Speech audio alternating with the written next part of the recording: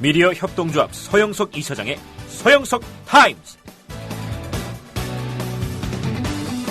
청취자 여러분 안녕하십니까. 4월 1일 수요일에 서영석 타임스입니다. 저야 서영석이죠. 오늘이 국민TV 뉴스K 시작한 지 1주년이 되는 날입니다. 작년 4월 1일 노정면 국장과 함께 시작했던 것이 바로 엊그제 같은데 벌써 1년이 지났습니다. 그동안 많은 변화가 있었죠. 사람들 나가기도 하고요. 뉴스K 내부 구성원에도 많은 변화가 있습니다. 그러나 뉴스K는 변함없이 방송되고 있습니다. 뭔가 1주년, 2주년, 3주년 할 때마다 느끼는 건데요. 사람은 바뀝니다. 그러나 그 바뀌기 전에 만들어 놓았던 그것은 변하지 않고 흘러가는 겁니다. 라디오, 국민 라디오 한 지도 벌써 2주년 되고 참 세월 빨리 흘렀습니다. 2012년 12월 대통령 선거가 끝나고 나서 일주일도 채 안 되는 상황에서 새로운 매체에 대해서 논의를 시작한 걸로 따지면은 2년 한 5, 6개월 다 돼 가는데요. 이렇게 세월이 빠르게 흐르는구나 하는 생각을 하면은 어떨 때는 소름이 쫙쫙 끼치기도 합니다. 그러다가 저도 가겠죠. 예. 때마침 국민TV 그리고 국민라디오는 변화의 와중에 있습니다. 국민라디오는 이제 사실 저희들 역량 부족으로 인해서 본격적인 TV 제작물을 만들지는 못하고요. 보이는 라디오를 한 단계 더 업그레이드 시킨, 그런, 그래도 부르기 편하라고 보이는 라디오라고 이름은 붙였습니다만은 이 프로그램도 4월 6일부터 시작이 됩니다. 뉴스K 역시 4월 6일부터는 저녁 7시에 방송이 됩니다. 이런 변화의 와중에 있기 때문에 여러분들에게 감히 축하해달라고 말씀도 못 드립니다만은 제가 직접 제작하는 건 아닙니다만은 제가 이사장으로 있는 동안 이것저것 일부 관여도 하고 충고도 하고 저 나름대로는 베스트를 다한 것 같습니다. 또 먼 훗날 국민TV 미디어 협동조합을 또 이 시점을 둘러보는 사람들에게는 제가 했던 마지막 업적으로 기록될지도 모르죠. 늘 저는 그렇게 생각합니다. 나라를 혼자 구하려고 하지 마라. 나라를 혼자 구하려고 하다가 엿된 사람들 많습니다. 우리 박근혜 대통령의 아버지인 박정희 전 대통령도 나라를 혼자 구하려고 하다가 비명에 가셨습니다. 그래서 늘 사람들은 마음을 비우고 조직을 흥하게 만들고 그리고 뭔가를 의미있게 만드는 것은 혼자 힘으로 되지 않는다. 자기가 할 수 있는 베스트를 다하면 또 새로운 사람이 나타나서 그 일을 이어받는 것이 세상의 진리라는 점을 깨닫는 것이야말로 정말 가장 중요한 일이 아닌가 하는 생각도 듭니다. 뉴스K 시간도 아닌데 서영석 타임즈는 시작한 지 한 달 넘었나요? 얼마 안 됐습니다. 뉴스K 얘기를 해서 좀 죄송합니다. 두 가지 이 오프닝에서 칼럼을 소개해 드리려고 하는데요. 하나는 김종대 디펜스 21 플러스 편집장이 칼럼이라고 국민TV 뉴스에 게재를 하긴 했는데요. 사실은 이제 페이스북에 쓴 글입니다. 본인의 동의를 얻어서 칼럼 형식으로 게재를 하고 있는데요. 김종대 편집장의 얘기는 이렇습니다.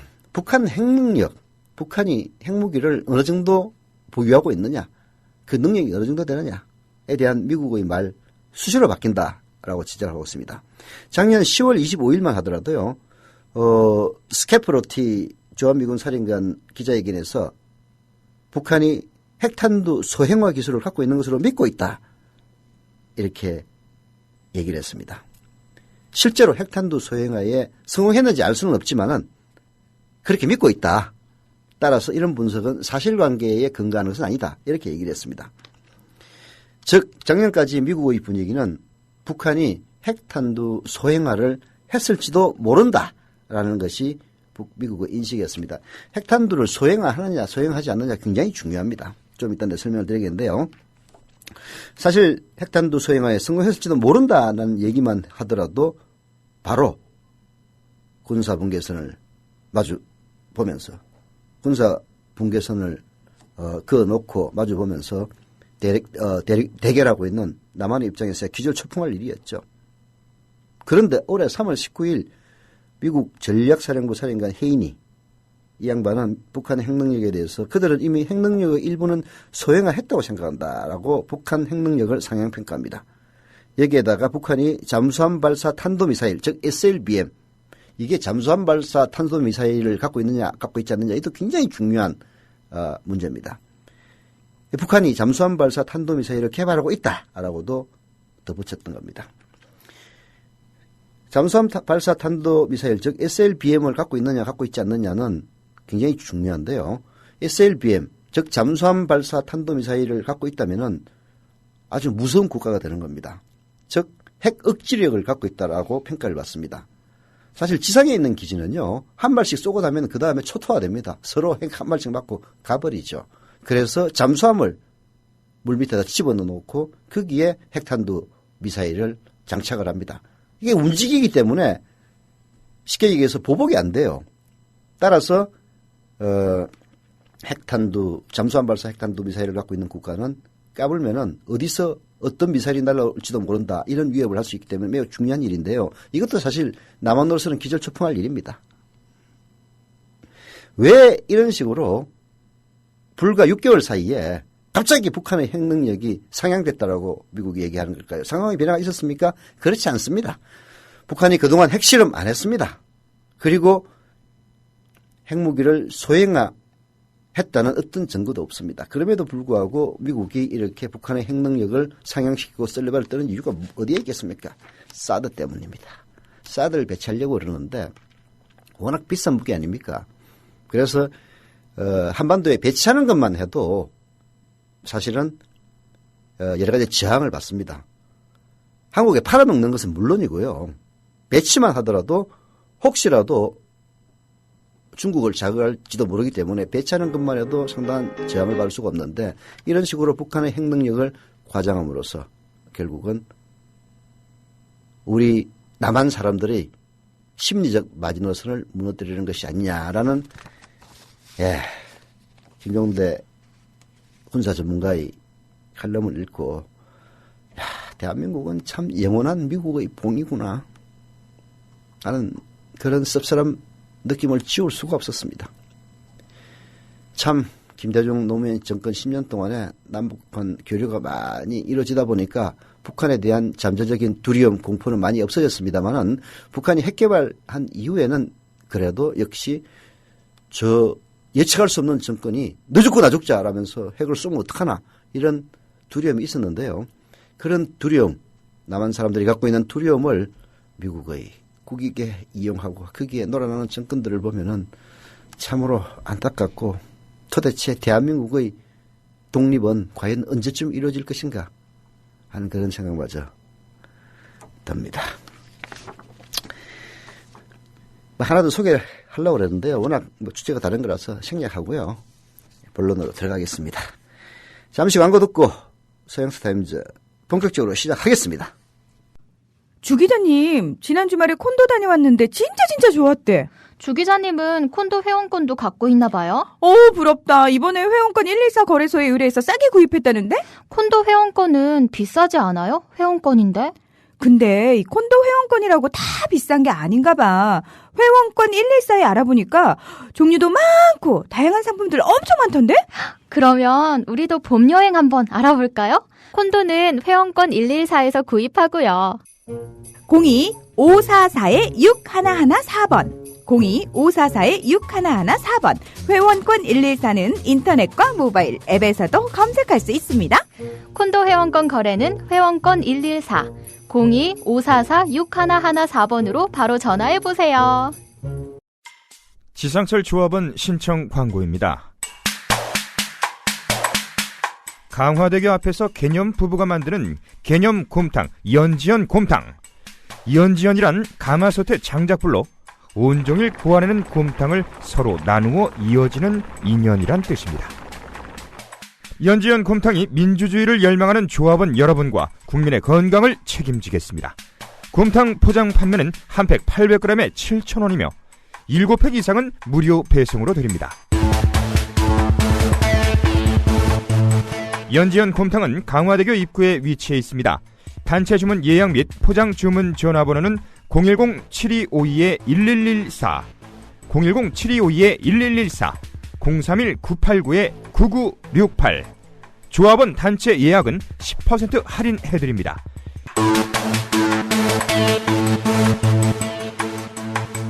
포장 판매 금액의 10%는 국민TV 후원금으로 쓰입니다. 소설가 이회수입니다. 생업이 연기자인 시민정치운동가 문성글입니다. 사진작가 구본창입니다. 건축가 승효상입니다. 미술가 이목상입니다. 음악평론가 방은입니다. 디자이너 안상수입니다. 영화도 만들고 미술도 하는 박찬경입니다. 안녕하세요. 진중환입니다. 미학자에게 예술가의 내면을 들여다보는 것은 새로 발견된 고분의 문을 따는 고고학자의 마음처럼 흥분되는 일입니다. 사진, 건축, 연기, 디자인 등 다양한 분야의 예술가들을 만나 물어본 그들의 비밀. 진중권이 만난 예술가의 비밀, 지금 서점에서 만나실 수 있습니다. 네, 오피니언 비평 시간입니다. 김효진 PD. 네, 안녕하세요. 김효진입니다. 자, 다시 4월 16일이 다가오고 있습니다. 세월호 참사 1주기가 가까워 오는데 아직 아무것도 달라지지 않았고요. 해결된 것 역시 없습니다. 우리 사회의 잘못된 관행과 부패, 비리, 또 자본의 탐욕, 정부의 무능이 총체적으로 결합되어서 침몰시킨 것이 바로 세월호입니다. 세월호의 진실을 낱낱이 밝혀내서 이런 구조적인 적폐를 도려내지 않고서는 우리 사회는 한 발짝도 앞으로 나아갈 수 없다는 얘기 지난 1년간 귀에 못이 박히도록 듣고 말했습니다. 세월호 참사 뒤 박근혜 대통령은 국가 대개조를 외쳤죠. 여야 정치권과 국민 모두 나라를 통째로 바꿔야 한다고 다짐했지만은 변한 건 없습니다. 경향신문 사설 보겠습니다. 세월호 1주기에 관제대회 열겠다는 정부라는 제목입니다. 이런 와중에 국민안전청 가는 데서 지들끼리 그냥 열겠다는 그거 얘기하는 거죠? 그렇죠. 자, 세월호 1년이 지났지만 유가족들은 다시 세월호 진상규명을 외치며 광화문 광장에서 농성을 벌이고 있습니다. 대통령 면담을 요구하며 청와대로 향하던 유가족과 시민들은 경찰 벽에 가로막혔습니다. 특별법안이 지난해 11월 통과됐지만 특별조사위원회는 반년이 넘도록 첫 발도 떼지 못하고 있습니다. 정부는 특위 활동에 대한 끈질긴 방해 끝에 특위의 독립성을 정면으로 침해하고 진상규명을 가로막는 독소조항이 가득한 그런 시행령을 일방적으로 입법 예고했죠. 급기야 정부는 세월호 1주기인 4월 16일 유가족을 배제하고 따로 관련 행사를 추진하고 있다고 합니다. 국민안전처 주관으로 서울 강남 코엑스에서 국민안전다짐대회를 연다는 계획이라는 겁니다. 참. 안산 합동분향소에서 열리는 공식 추모제는 좀 씁쓸해서 웃음밖에 안 나옵니다. 공식 추모제는 4.16 가족협의회와 경기도 안산시가 공동 주최하고요. 정부는 뒤로 빠지겠다는 겁니다. 정부의 무능과 무책임이 초래한 세월호 참사 희생자들의 추모식마저 관제 체육관 행사로 대체하겠다는 발상이 어이가 없습니다. 대체 누구를 위한 정부인지 묻고 싶다는 것이죠.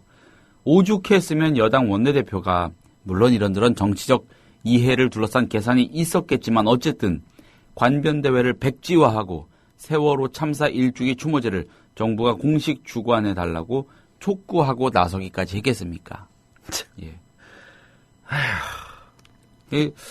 개발 독재 시절 군부 시절에 이런 류의 행사가 많지 않았습니까? 무슨 명목으로 선언적인 체육관 행사 여는 거예요. 무슨 다짐대? 국민안전 다짐대. 다짐대회. 야, 국민안전, 야, 이 인간들아, 니들이 이런 국민안전 다짐대에 열 자격이라도 있는 인간들이야? 아니, 뭐, 체육관 행사를 하든, 지랄을 하든, 뭐, 자격이 있어야 그런 대회를 할 거 아니에요. 사실 국민안전처라는 것은 거꾸로 된 거죠. 본발이 전도된 거죠. 예. 세월호 참사에 대한 원인 규명을 먼저 하고, 처벌할 사람들은 처벌하고, 법적인 미비점이라든지 이런 것들은 다 완성한 이후에 국민안전을 만들어야 됩니다. 근데 그건 전혀 그냥, 아니 도대체 박근혜 대통령이 7시간 뭐 한 게 그렇게 중요한 일이라고 그것 때문에 모든 게 아무것도 안 돼요. 아무것도. 아예 근데 이석태 위원장한테 선언하라고 얘기하고 싶어. 박근혜 7시간은 절대 안 건드릴 테니까 제발 좀 방해하지 말라고. 뭐 있어도 모른 척 할 테니까 제발 좀 냅두라. 그러니까.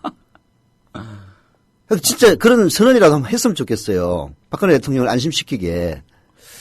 제가 뭐 이거 정확한 시점을 파악하는 건 사실 불가능하겠지만은 이 유가족들이 안산에서 이 추모제를 경기도하고 안산시 공동 주최로 한다는 거 아니겠습니까?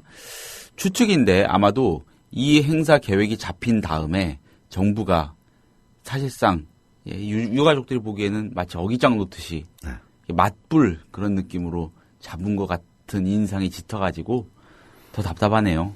예.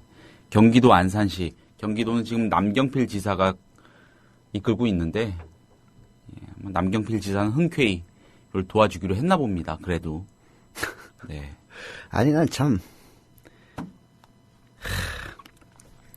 이게 이제 이런 참사를 입은 가족들이 이 광화문에서 농성을 하면서 거기서 바로 코앞이 청와대 아닙니까? 예. 청와대로 대통령을 면담을 요구했을 때 과연 김영삼이라면 어떻게 나왔을까?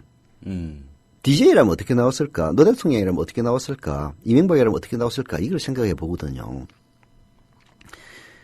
저는 노무현 대통령이라면 흔쾌히 만나줬을 거라고 생각을 합니다. DJ나 YS는 측근들이 아마 찬반으로 많이 갈릴 거예요. 이런 것까지 일일이 다 대통령이 만나주기 시작하면은 한도 끝도 없습니다. 라는 반론과 이건 정말 정부가 책임이 있는 그런 일이기 때문에 만나줘야 됩니다라는 반론이 있을 것이고 아마 김영삼은 야 웃기는 소리 하지 마. 청와대로 모시고 와. 했을 가능성이 높고요. 김대중 대통령도 고민 끝에 만나봅시다. 이렇게 얘기했을 겁니다. 이명박은 야 이런 거 나보고 지금 이제 누가 보고하라고 그랬어. 알아서 처리하지 인간들. 그 얘기했을 것 같고요. 아마 박근혜 대통령은 온다는 사실 자체를 모르고 있을 가능성이 매우 높습니다. 모를 가능성이 있죠. 네. 그간은 모르죠. 행태로 보면은. 네. 네. 그래서 이런 행태들을 보면서 참 국민들이 어떤 대통령을 선택하는 그 기준이 무엇인지에 대해서 근본적인 회의감이 좀 일어요. 그럼에도 불구하고 리칸유처럼 싱가포르에서 리칸유의 정부를 부모님이라고 불렀다면서요. 예. 시시콜콜이 간섭한다고 부모님이라는 거지 좋아서 부모님 아닌 것 같아요. 이런 말하자면은 그 나쁜 강자에 대한 의존심을 국민들이 갖고 있는 것인지 참 뭐 독일 사람들 합리적인 사람들이라고 하면서도 나치를 또 열광적으로 지지하지 않았습니까? 뭐 그런 것들을 보면은 우리나라 국민들의 이런 박근혜 정권에 대한 지지도 뭐 전혀 이해가 안 되는 바는 아니지만은 그래도 참 제정신 바뀐 사람들이 반수 이상은 돼야 될 건데 하는 그런 여러 가지 생각들이 많이 들었습니다. 네, 박근혜 정부는 이런 선언적인 행사가 가지는 정치적 의미를 잘 압니다. 네. 그런 걸 추측할 수 있는 근거가 있습니다. 일전에도 한번 말씀을 드렸었는데 예전에 안전행정부, 행정안전부에서 이름 바꿀 때 돈 들어갔는데 쓸데없이 왜 그렇게 하냐 했더니 전 유민봉 전 청와대 국정기획수석이요. 정신은 레토릭이다. 예, 그 자체의 의미가 있는 거다. 이런 말 한 적이 있죠. 오랫동안 박근혜 대통령 옆에서 국정기획을 보좌했으니까 이런 뭐 크고 작은 행사 하나가 가지는 의미를 적어도 파악은 하고 있겠죠. 그래서 더 조금 우려스러운 게 일종의 그런 선언, 예, 우리는 다른 트랙을 가겠다라는 선언이 아닌가 싶어가지고. 아니 이제 정치는 레토릭이라는 말은 맞아요. 네. 말은 맞는데 누구나 다 레토릭을 합니다. 사실 뭐 세세하게 자세하게 설명하는 것보다도 구호 하나가 딱 사람들을 끄는 그런 맛이 있거든요. 그렇죠. 정치는 레토릭이라는 말은 맞습니다. 그런 레토릭을 활용한 사람들 무지하게 많아요. 뭐 미국 같은 경우야 홍보 전문가들이 아예 그냥 뭐 전쟁 치르듯이 하고 그 원조로 올라가면 괴링 아닙니까? 예. 뭐 거짓말 한 번 하면은 거짓말하고 그러지만 두 번 하면 헷갈리기 시작하고 세 번 네 번 하면 진짜로 믿는다는 그 괴링의 얘기처럼 결국 레토릭이 사람들을 세뇌시킬 수도 있는 건데 저는 이제 그런 차이를 어디에 두느냐면은 진정성에다 둬요. 진정성에다가. 박근혜 정권의 레토릭은 진정성이 없습니다. 뭐 모든 레토릭이 다 거짓말로 판명이 났지 않았습니까? 뭔가를 이루기 위해서 사람들의 지지를 끌어들일 때 거짓말을 하고 그런 거짓말을 확 믿도록 만드는 그런 레토릭에는 능할지 모르겠지만 거기엔 진정성이 빠져있기 때문에 일단 그 이후 과정은 국민들에게 실망만 안겨주는 거죠. 그런 진정성이 없는 정권인데 진정성만 없다면야 또 참고 견딜 수가 있죠. 이 진정성에 폭력성까지 더하면은 그야말로 최악의 정권이 되는 겁니다. 추측하건대 지금 현재 상황까지만을 두고 보자면은 네. 이런 식의 관변 행사, 체육관 행사를 열겠다는 거는 적어도 유가족들이 모인 행사장에는 대통령은 가지 않을 거라고 생각할 수밖에 없겠죠. 어쩌면은 예. 내시들이 그렇게 했을지도 모르죠. 뭐 우리 행사 없으면은 또 안 온다고 또 뭐 이리저리 요구할 테니까 뭐 하나 만들자. 뭐 하나 만들어라. 해가지고 대통령 거기 가면 되지 않느냐 이런 꾀를 냈을지도 몰라요. 하여튼 나쁜 꾀는 잘 낸다니까. 뭐 이것도 순전히 추측이기 때문에 뭐 진위 여부는 잘 모르겠습니다만은 충분히 개연성 있는 추측이긴 하죠. 네, 그렇습니다. 자, 다음으로 넘어갑시다. 일주기가 다가오고 있습니다. 다음 토픽으로 가보겠습니다. 자, 1987년 박종철 씨 고문치사 사건을 수사한 검찰이요. 사건의 실체에 다가갈 수 있는 가장 기초적인 사실관계조차 외면했다는 사건 당사자의 증언이 나왔습니다. 검찰이 의도적인 부실 수사를 했다는 의혹이 한층 커진 것입니다. 당시 수사팀의 일원이었던 그러면서도 지금 대법관 자리에 오르려고 하는 박상옥 후보자의 책임 또한 더욱 무거워졌습니다. 한겨레로 가서 살펴보겠습니다. 네. 사설입니다. 고문 경찰도 인정한 박상옥 후보자의 부실 수사 이런 제목이고요. 당시 검찰은요. 경찰의 자체 조사 결과대로 조모 경위와 강모 경사 2명만 고문에 가담한 것으로 결론 짓고 서둘러 수사를 마무리했는데 최근 한겨레와 만난 그 강모 경사 이 사람은 당시 검찰이 박종철 씨를 담당한 주무경찰관이 누구였는지조차 확인하지 않았다. 이렇게 밝혔습니다. 네. 자기는 실무 경찰관 중에 한 명이었는데 네. 주무 그거를 주무로 컨트롤한 사람 누군지도 물어보지 않았다는 거죠. 박종철 씨 고문을 지휘한 조경위는요. 치안본부 대공수사단의 학원분과 일반장이었고 강 경사는 사반 소속의 지원 인력이었답니다. 네. 조경위가 휘하의 경찰관들을 놔둔 채 지원 인력 한 명만 데리고 고문을 자행했다는 비상식적인 수사 결과였던 것입니다. 네. 이후에 천주교 정의구현 사재단이 공범이 더 있다고 폭로한 뒤 여기에 이제 이부영 전 열린우리당 의장이 역할을 했죠. 네. 그렇게 폭로한 뒤 검찰이 2차 수사를 통해서 구속한 3명의 경찰관 중 2명이 일반 소속이었고 이 가운데 반모 경장이 박종철 씨를 담당한 주무 경찰관이었습니다. 자, 주무 경찰관이 누구인지 확인하는 거, 요건 수사의 ABC겠고요. 그렇게만 했더라도 1차 수사가 엉터리로 끝나지 않았을 것이란 게 강 경사의 얘기입니다. 당시 이 한겨레에 진술을 해준 강 경사와 이 반 경장을 직접 조사한 게 박상옥 대법관 후보자라고 합니다. 직접 조사한 사람이요. 이처럼 검찰 역사에 치욕으로 남을 부실 수사의 장본인이 검찰을 대표해 최고 법관 자리에 오르려 한다는 것 자체가 국격을 떨어뜨리고 인권의 최후보로인 대법원의 신뢰를 깎아내리는 일이라고 한겨레는 지적하고 있고요. 박 후보자 스스로 지금이라도 물러나는 게 정도다라고 이렇게 촉구하고 있습니다. 아니 사실 박종철 군 고문치사 사건 때문에 6월 항쟁이 직접 불붙었다고 할 수가 있습니다. 예. 물론 뭐 이한열 열사도 있고 여러 가지가 있습니다만은 그때 그 87년도 전국을 뜨겁게 달궜던 것 중에는 박종철 군에 대한 고문치사 사건이 사실은 중요한 팩트로 자리 잡고 있거든요. 예. 지금 뭐 민주주의는 87년 6월 항쟁의 결과입니다. 6월 항쟁의 결과 민주정권이 들어서고 그리고 사실은 광주 학살로 일어섰던 민정당의 후신인 한나라당, 새누리당이 분치를 해서 이제 국민들에게 선택받고 뽑히는 그런 정당으로 이르게 됐던 겁니다. 이런 상황에서 그 고문수사의 주역이었던 뭐 말석이라고 해가지고 이름이 더러운 이름이 사라집니까?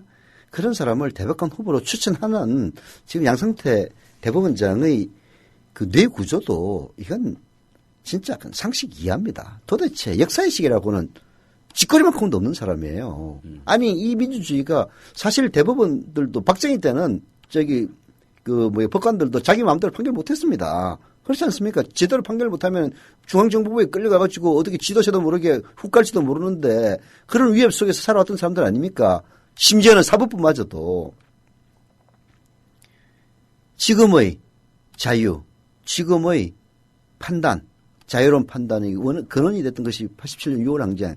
그게 시민의 힘 때문에 이 대법원의 자율성이 확보됐던 건데 거기에 대해서 고마워하지는 못할 망정 그 박종철 씨를 고문치사해서 죽였던 경찰관들을 부실 수사했던 그런 사람을 아니 도대체 검찰 출신에 사람이 그렇게 없어가지고 하필이면은 국민들 염장 지르는 것도 아니고 그런 인간을 대법관 후보자로 추천하는 그 대법원장의 상식 이하도 문제고요. 그렇다고 추천을 받아서 하겠다고 나서는 박상옥 씨도 진짜 역사의식이라고는 저는 없는 사람이라고 봅니다.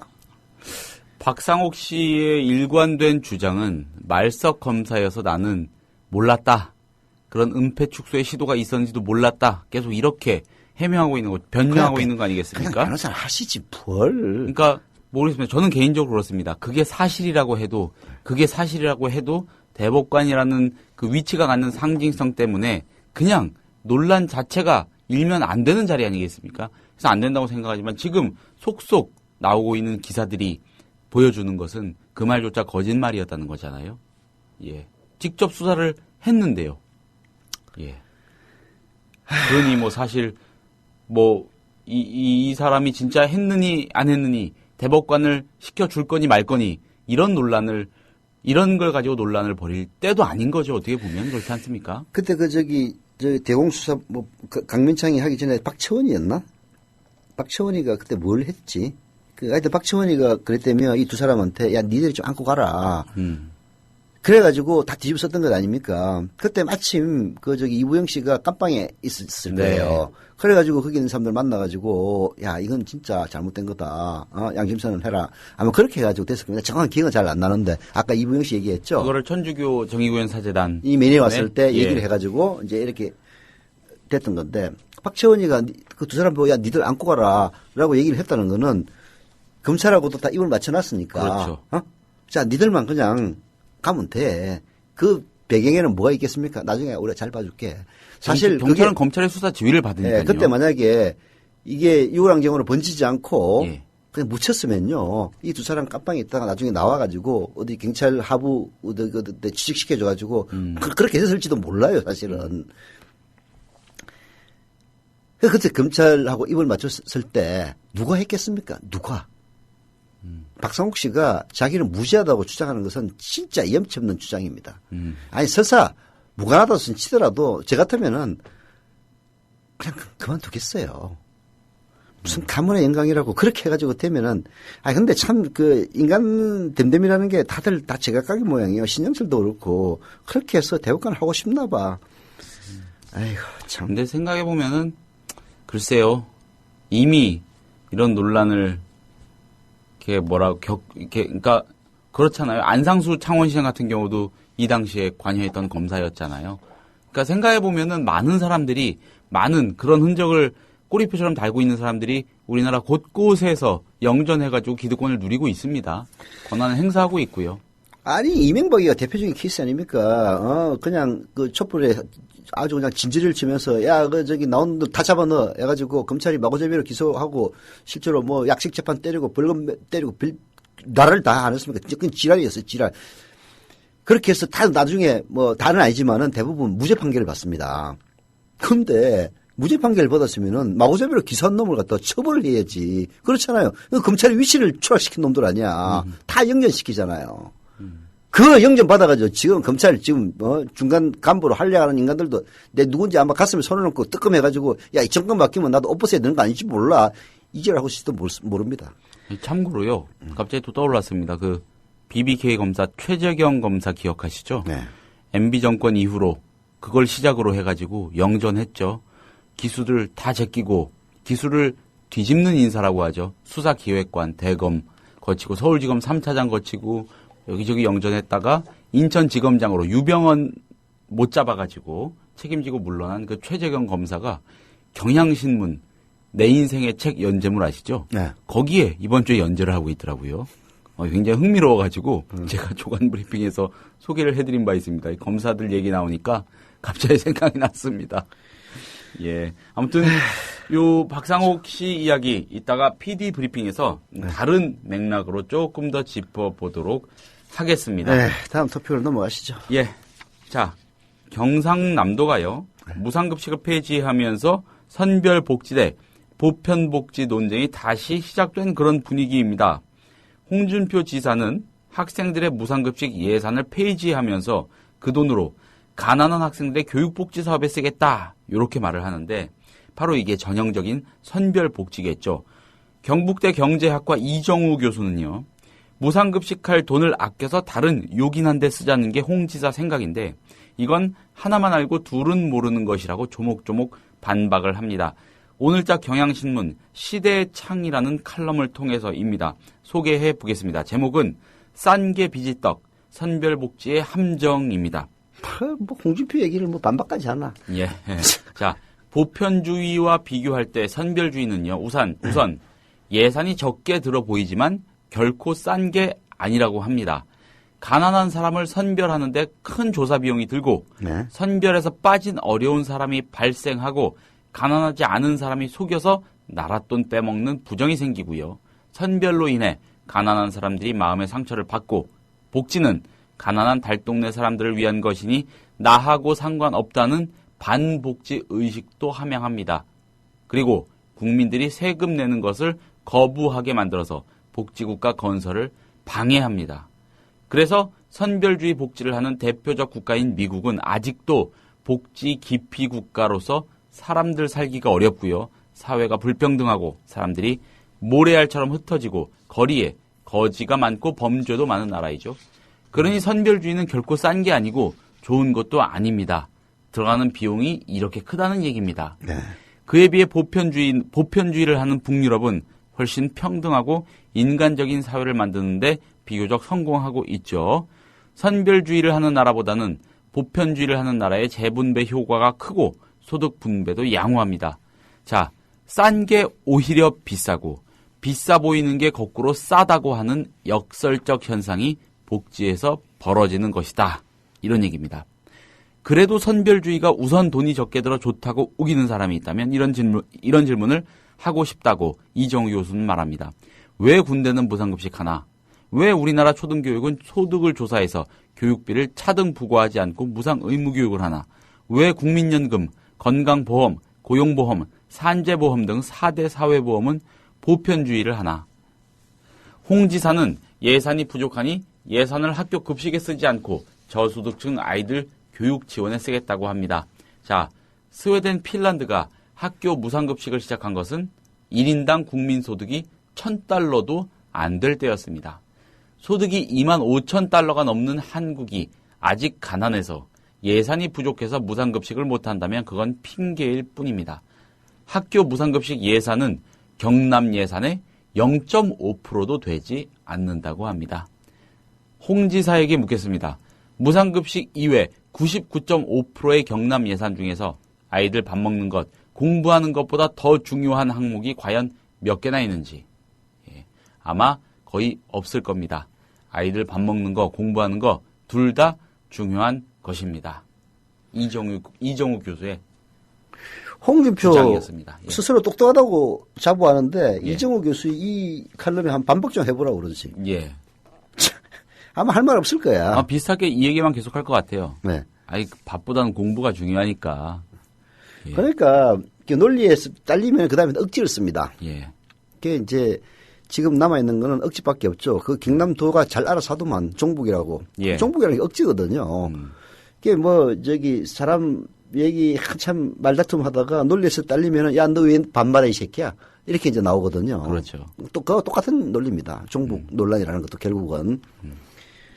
아이고, 참, 홍준표. 이 표현이요, 이정우 교수의 이 표현은, 이거는 뭔가 함축을 제대로 하면서도 굉장히 마음에 와 닿습니다. 싼 게 오히려 비싸고, 비싸 보이는 게 거꾸로 싸다고 하는 역설적 현상. 예, 이게 복지에서 일어나고 있다. 당장 선별복지하면 눈앞에 돈을 크게 아끼는 것 같지만, 거기에 뒤따르는 각종 사회적 비용을 생각하면, 예, 결코 그런 게 아니다. 아주 훌륭한 칼럼이군. 예. 그게 미국의 그 선별주의, 그게 참 우리나라 큰 문제야. 6.25 때 미국이 이제 주도하는 유엔에서 도와주다 보니까 미국이 최고고, 그리고 또 개신교가 전부 미국의 복음주의를 갖고 노는 것들 아닙니까? 그렇죠. 그러다 보니까 미국이 어디 천국인 것처럼 이렇게 착각하는 인간들이 많아가지고 그런 건데, 보세요. 미국은 거지 많고, 범죄 많고, 사회 불평등하고, 사람들이 단결하지 못하고, 그리고 살기 어렵고, 심지어는 대한민국 사람들, 미국의 영주권 갖고 있거나 시민권 얻은 사람들 어디 아프면은 다 한국 옵니다. 나 그 양반들 한국 오는 거 반대예요. 미국에서 치료받지 왜 한국 와가지고 싼 데 가서 치료받고 난리야. 거기가 더 좋다고 거기 나가서 살다가 의료는 좀 힘드니까 거기가 그렇죠. 조건이. 그게 아주 질 좋은 직장이 아니면은 회사에서 어려움 안 들어줍니다. 그리고 회사에서도 들어준다 하더라도 보험료가 굉장히 비싸기 때문에 본인이 거부하는 경우가 있다고 그러더라고요. 앰뷸런스도 함부로 못 부른다면서요? 네. 비용이 너무 비싸가지고. 치과 한번 가면은 $10,000 나온 거는 기본이라는 거 아니야. 그러면은 이제 거기서 한 9,000 몇백 달러는 이제 보험에서 처리하고 예. 사실 이제 자기한테 나오는 거는 몇백 달러 수준으로 이제 나온다는 건데 그만큼 이제 보험에 들었느냐 들지 않았느냐가 굉장히 중요하거든요. 근데 보험료도 굉장히 비쌉니다. 그래서 이제 보험을 안 드는 건데요. 미국이 지금 의료보험을 전혀 안 든 사람들의 숫자가 한 8천만 명 가까이 될 겁니다.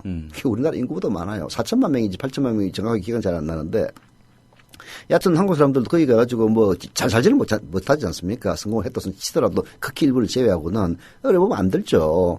그래서 어디 병원 갈 일이 있으면은 참던가 아니면은 진짜 수술이라도 해야 된다든지 특히 이제 치아 이런 이빨 쪽이 이 의료비가 굉장히 비싸요. 이런 사람들 있으면 한국 와가지고 한국에서 치과에서 진료받고 갑니다. 참다.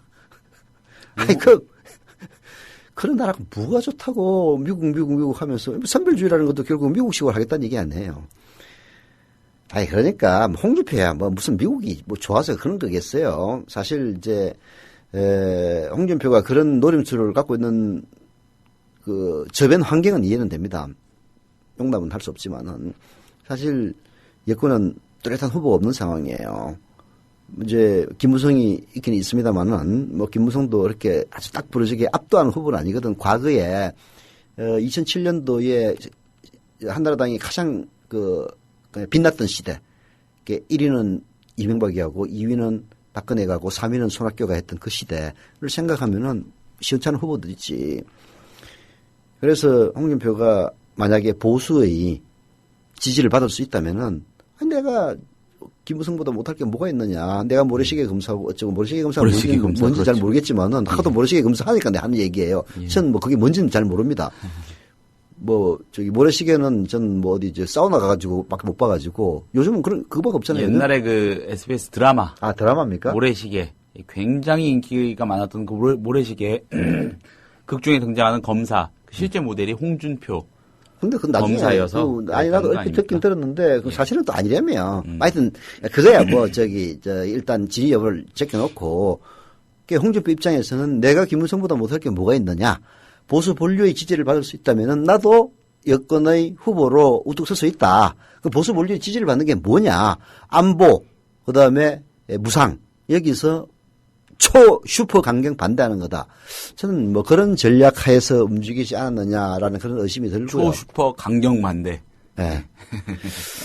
이제 그러다 보니까 오히려 우리 홍준표 선생은 이제 사망의 길로 지금 가고 있지 않나 싶어요. 이거 아니, 성공 못합니다. 홍준표 지사가 페이스북에 이런 말을 했잖아요.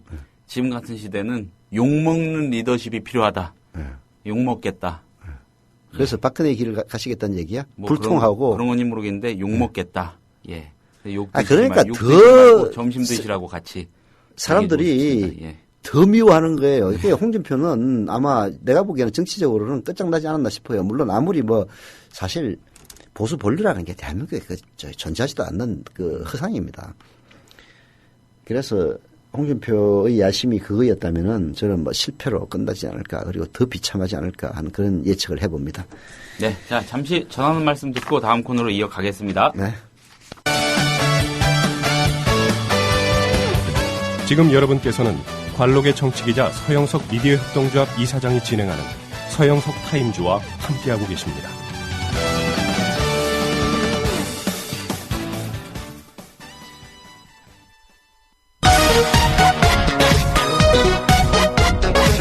경남 마산 태봉고등학교 1학년 이현진 학생이 최근 홍준표 지사에게 보낸 편지. 얼마 전 홍 지사가 문재인 새정치연합 대표를 만나서 했던 얘기에 대한 답이 이현진 학생 편지에 다 들어있습니다. 홍준표 지사의 말과 현진 학생의 말 번갈아 들어보시겠습니다. 우리가 지금 하고 있는 것은 보편적 무상급식에서 선별적 무상급식으로 전환을 했다. 그렇게 좀 이해를 해 주시면 좋겠습니다. 그래서 우리는 밥보다도 공부가 우선이 아니냐. 굉장히 놀랐습니다. 지사님께도 분명히 학창시절이 있었을 텐데 정말 모범생이셨나 보다 생각했습니다. 저 같은 평범한 학생들은 오로지 공부 하나만을 위해 학교를 다니는 것은 아니거든요.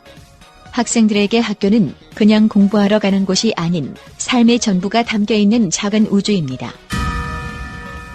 애들 좀 밥은 먹이면서 정치하시죠. 그러니까 그거는 지금 대표님 접근하시는 게 거의 이제 감성적으로 접근하시는 거예요. 그런데 실제로 교육 현장에 가보면요, 밥보다 중요한 게 공부입니다. 그리고 공부를 하러 지금 학교 가는 것이 밥 먹으러 가는 게 아니지 않습니까? 지사님에게는 우습게 들리겠지만 밥 먹는 것도 공부입니다. 어릴 때 아는 스님께서 쌀 한 톨에 온 우주가 담겨 있다고 얘기해 주셨습니다. 만약 어른들께 회사는 일만 하는 곳이라고 하면 어떤 심정일까 궁금해집니다. 그 무상급여 해가 딴 데 쓰겠다고 다 해놓고는 무슨 아니 그러니까 그걸 딴 데 쓰는 게 아니고 못 사는 애들 그 공부하는 데 도와주겠다는 거 아닙니까?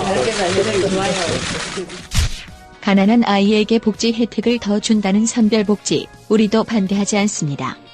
그러나 현실은 달라도 너무 다릅니다. 가난한 당사자도 그렇게 느낄지 생각해 보셨는지요? 지사님도 낙인 효과라는 말 들어보셨을 겁니다. 이건 정치도 좌파 우파의 문제도 아니라는 홍준표 지사. 대한민국 재정이 흘러간다면 5천만 국민한테도 무상급식을 해요. 그렇게 해야 되는데 이것은 좌파 우파 문제도 아니고 논리적인 문제라는 거. 정책의 우선순위 문제입니다. 그런데 이건 대체 뭐 하시는 거죠? 무상급식 중단에 반발해서 시위를 이어가고 있는 경남 지역의 학부모들과 시민단체들에게 경남도청이 이들의 배후에 종북 세력이 있다, 이런 성명서를 냈습니다. 아이들 밥 걱정하다가 종북으로 몰린 학부모들이 분노하고 있습니다. 친환경 무상급식 지키기 경남운동본부 이성진 집행위원장. 홍준표 도지사가 이제 밀릴 대로 밀려서 더 이상 내놓을 논리 근거가 없다는 게 드러난 게 아닌가 하는 생각이 들거든요. 경남 양산 지역 학부모. 부르르 떨리더라고요. 그 순수한 의도를 갖고 종북 좌파니. 여러분, 이 목소리가 종북 좌파의 외침으로 들리십니까?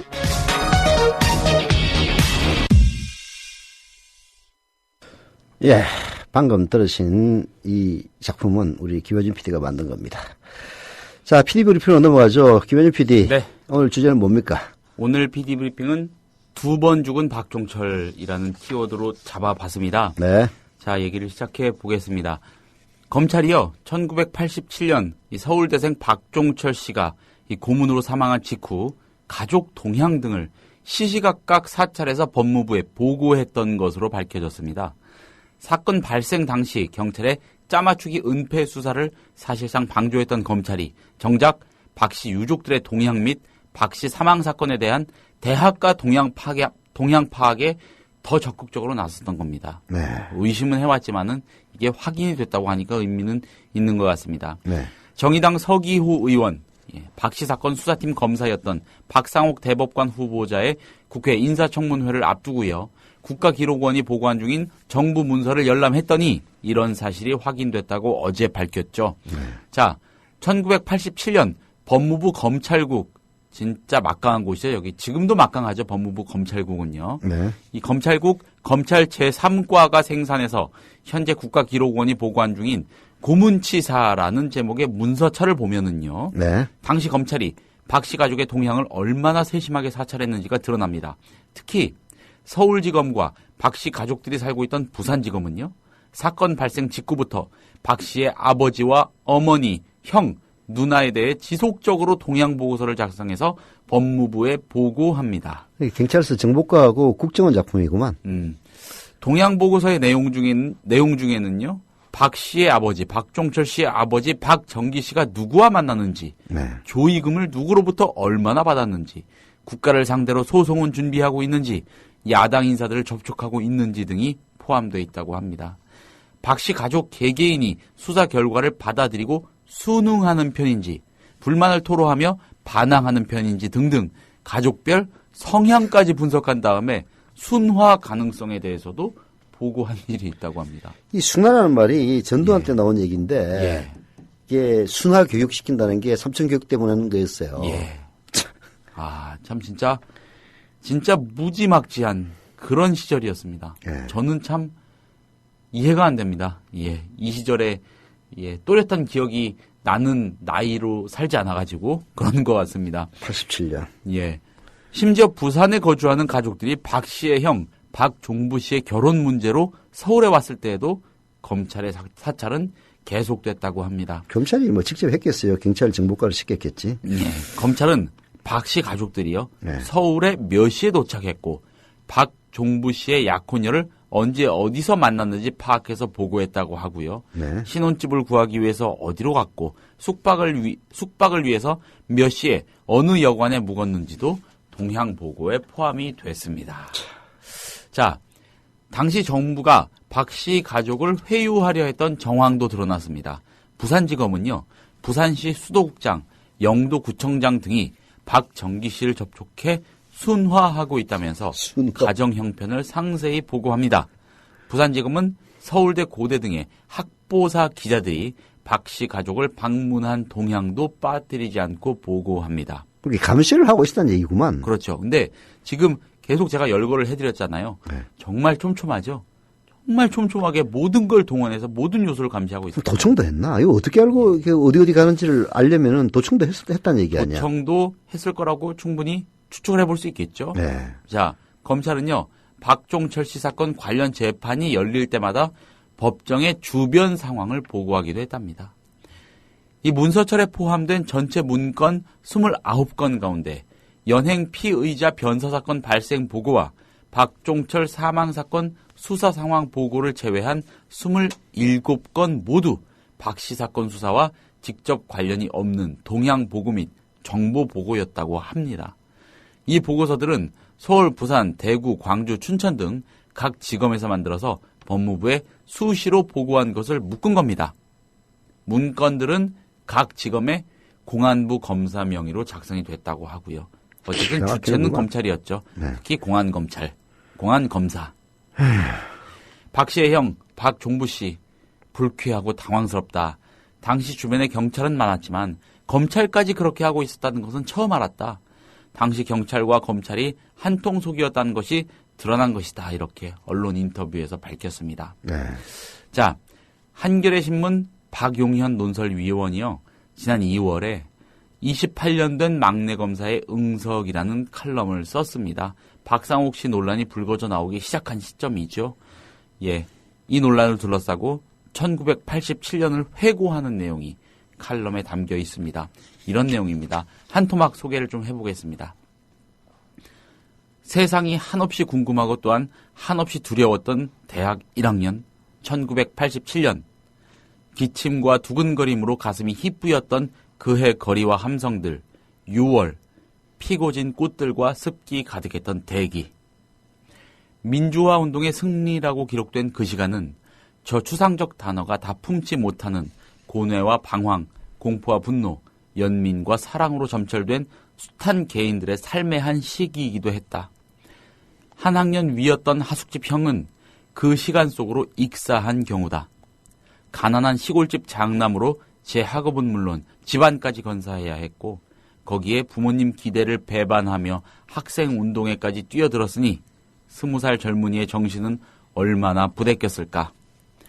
그해 어느 날 하숙방 한가운데 서서 멍하니 허공만 응시하기 시작한 그는 여자친구의 손에 이끌려 마음을 치료하는 병원으로 갔다. 그해 경찰은 박종철을 물고문해 죽였고 검찰은 그 진상을 덮었다. 이한열은 최루탄에 맞아 피 흘리며 죽어갔다. 하숙집에는 박종철과 같은 과 동기인 또 다른 형도 살았다. 하숙생끼리 방바닥에 둘러앉아 소주를 마시는 날이면 세상은 스산한 회색빛으로 물들곤 했다. 이 박용현 논설위원이 묘사한 피고진 꽃들과 습기 가득했던 대기, 바로 그 속에 숨어있던 어두운 진실의 단면, 고뇌와 방황, 공포와 분노, 연민과 사랑으로 점철된 숱한 개인들의 삶에 부대껴서 물밑으로 가라앉고 말았던 그 진실의 단면이 박상옥 후보자 청문회 국면에서 극적으로 드러나고 있습니다. 그 진실의 이면을 파헤치는데 초점을 맞추고 이참에 역사 바로 세우기에 나서도 시원치 않을 판에 그 진실의 이면을 양산하는 데 기여했던 어느 인물을 최고위 법관 자리에 앉힐 거냐 말 거냐 요걸 두고 다퉈야 한다는 사실 자체가 하나의 거대한 비극이 아닐까, 이런 생각을 해보게 됩니다. 예, 오늘 PD브리핑은 여기까지입니다. 네. 87년에 대학생들의 심정을 저는 처음으로 한번 봤네요. 예. 저는 그때 기자였습니다. 기자. 그때 이제 6월 항쟁이 최고도에 이르렀을 때가 이한열 열사 아마 그 노제 때일 거예요. 예. 그래서 연세대 앞에서 저 서울대 교수로 지금도 있나 모르겠다. 이예주 여사가 이제 식긴구슬을 하고 그리고 그 관을 운구해가지고 서울시청 앞 광장까지 왔죠. 그때 이제 연대 앞에서 이제 대회를 따라오면서 서울시청 앞까지 왔던 기억이 생생한데요.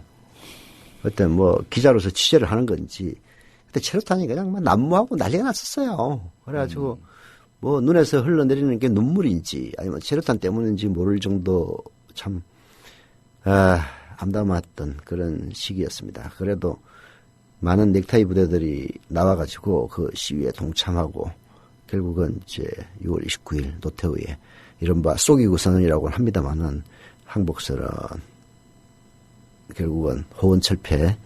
그때 이제 모든 구호가 그거였거든요.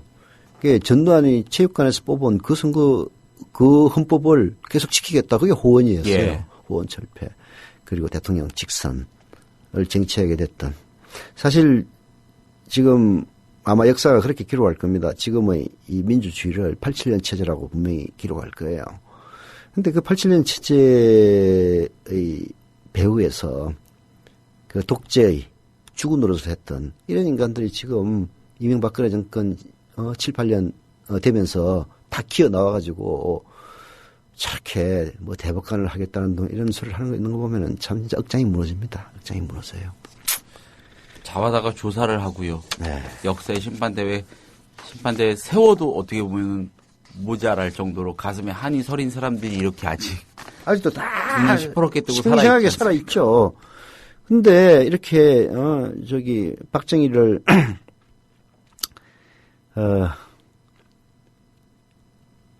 박정희 딸이지. 결국은 유신을 부활시키려는 박근혜 대통령이 유신을 부활시키려고 하겠습니까마는 한 행태들이 결국은 유신을 부활시킨다는 그런 주장에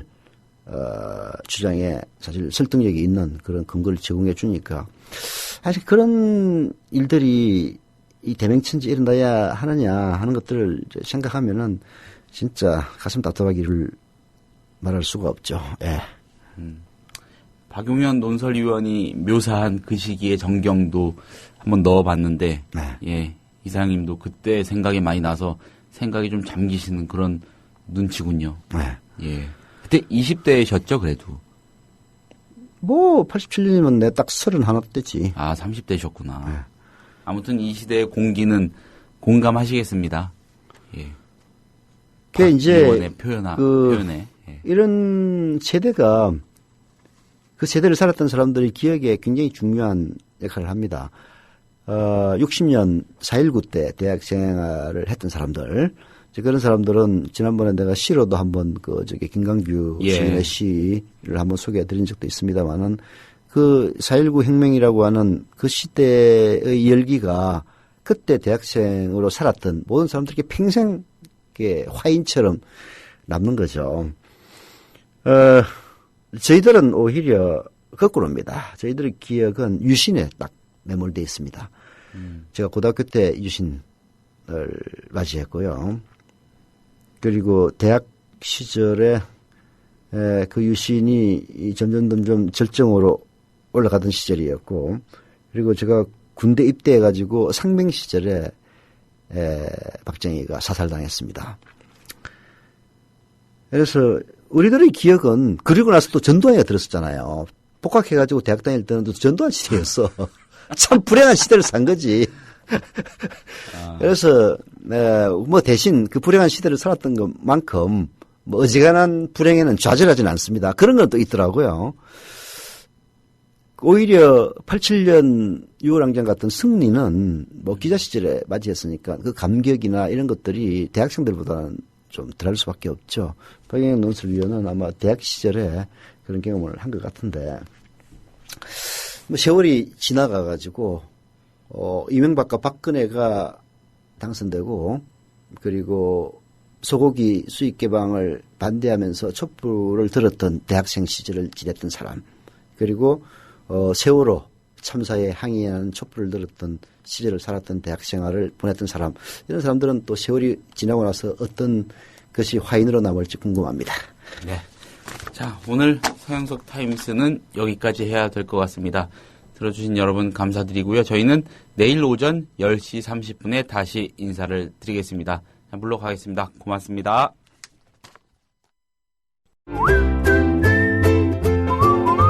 국민라디오 팟캐스트 응원하는 가장 쉬운 방법 아시나요? 다운로드하기, 별점 주기, 댓글 달기, 구독하기. 국민라디오 팟캐스트 널리 알리는 가장 쉬운 방법. 다운로드하기, 별점 주기, 댓글 달기, 구독하기. 기억하세요. 다운로드하기, 별점 주기, 댓글 달기, 구독하기.